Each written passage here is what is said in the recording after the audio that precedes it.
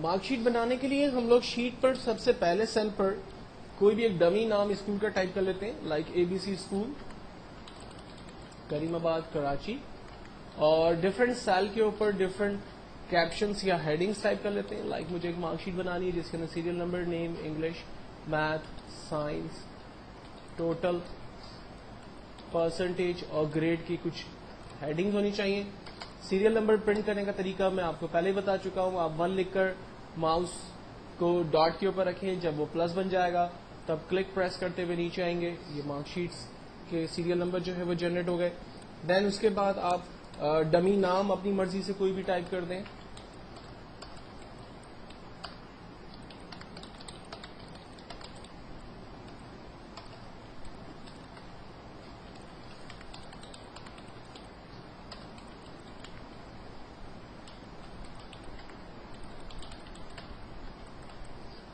دین serial number میں سے random numbers English, math, science کوئی بھی اپنی مرضی سے آپ ٹائپ کر دیں.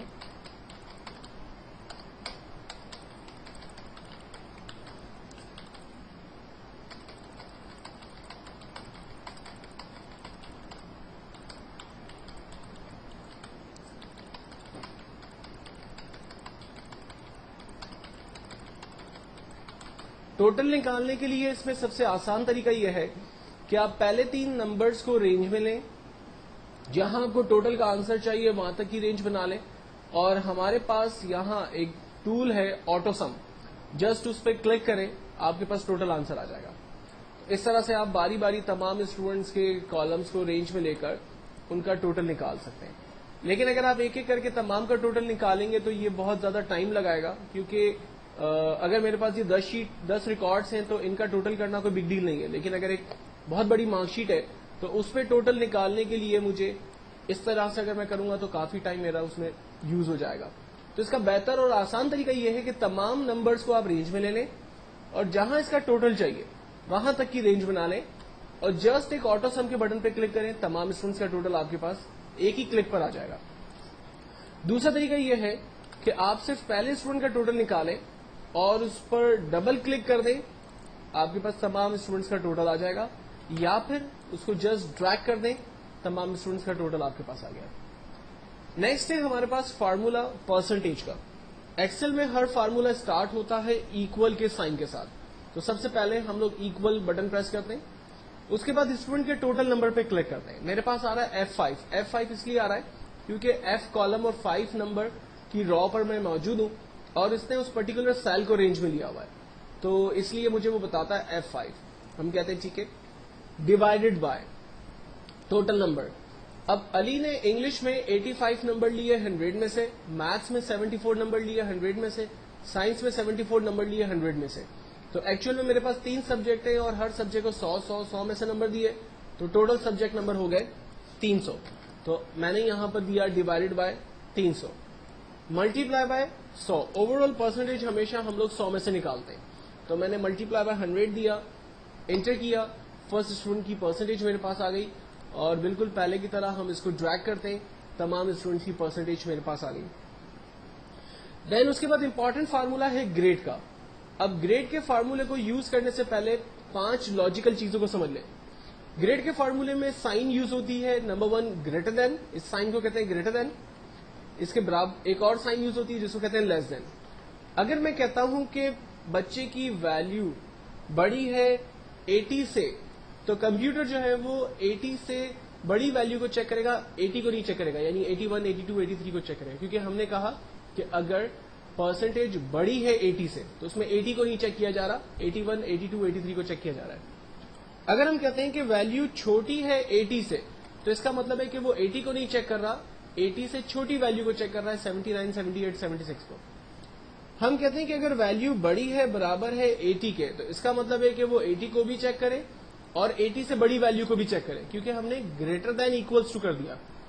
اگر ہم کہتے ہیں کہ پرسنٹیج چھوٹی ہے ایکولس ٹو 80، پرسنٹیج 80 کو بھی چیک کرے گا اور 80 سے چھوٹی ویلیوز کو بھی چیک کرے گا.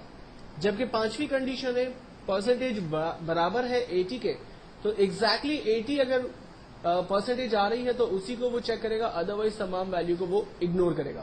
تو یہ 5 ڈفرنٹ کنڈیشنز ہوتی ہیں جو ہم لوگ عام طور پہ گریڈ کے اس فارمولے میں اس وقت یوز کرنے جا رہے ہوتے ہیں.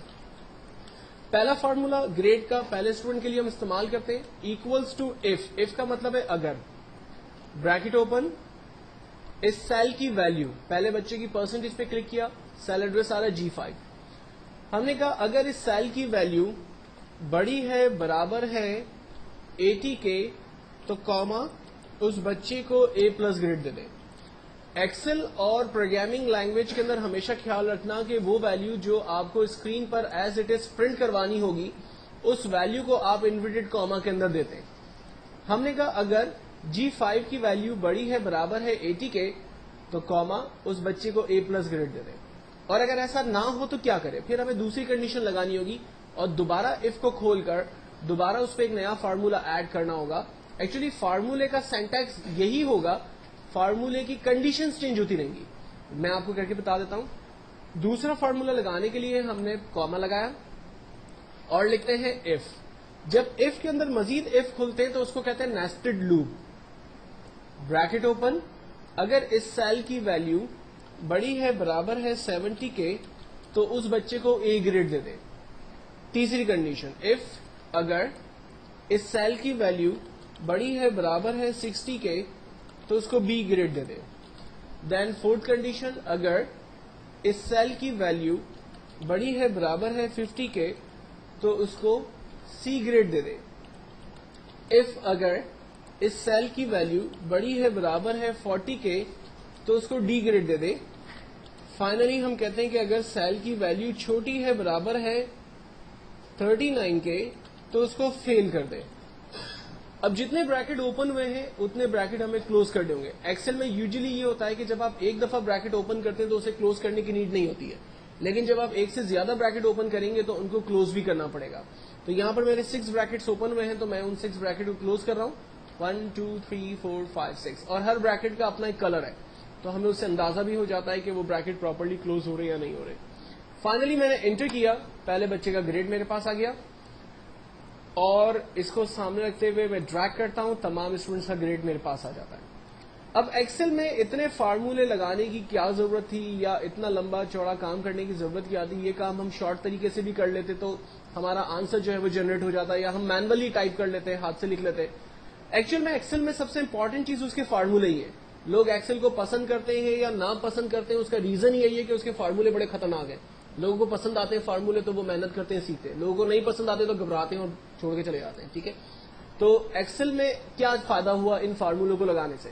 مثال کے طور پر علی کا جو ٹوٹل آ رہا ہے وہ 233, پرسنٹیج 76 اور گریڈ A+ گریڈ آ رہا ہے. سوری, اگر میں اس کے سبجیکٹ نمبر کو کم کرتا ہوں, آپ دیکھیں اس کے ٹوٹل پرسنٹیج اور گریڈ کے اوپر چینجنگز آ رہی ہیں. یہ دیکھیں دوسرے نمبر کو چینج کر رہا ہوں, آپ دیکھیں اس کے ریزلٹ چینج ہو رہا ہے.